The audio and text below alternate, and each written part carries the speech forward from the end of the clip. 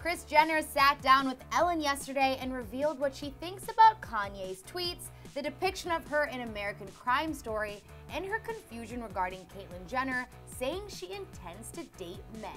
Today's episode of Newsfeed is brought to you by T-Mobile. With double the LTE coverage, you can know it all from almost anywhere. That awkward moment when you find out that your ex-husband intends to date dudes. Kris Jenner sat down with Ellen yesterday and gabbed about some touchy subjects, including everything from her son-in-law Kanye to her ex Caitlyn Jenner. Since her transition, Caitlyn has publicly contemplated whether she will continue to date women or men, but now has allegedly confessed that she is considering dating men for the first time. See what Kris had to say about it. I'm not How quite does that sure. feel to you? Confusing, for sure. Yeah. I really want her to be happy and be really comfortable in all the things that she says she wasn't, you know, her true, authentic self for most of her life. Bruce. Well, it's like the mourning of somebody that you feel like you're never going to really see or be with again. And you know, Ellen couldn't bring Kris on the show without diving in to see what she thinks about Kanye's bold and blunt Twitter presence, i.e. his statement that he is $53 million in debt. But Kris explained that when the media reported Kanye's comments, the tone was taken out of context.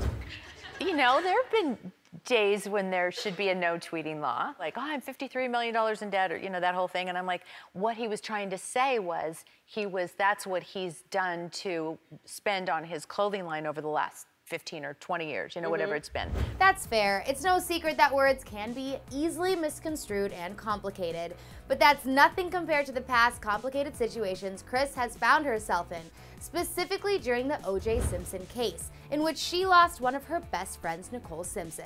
As you may know, there is a 10-part series on FX right now that chronicles the O.J. Simpson trial, in which he was accused of murdering Kris's best friend.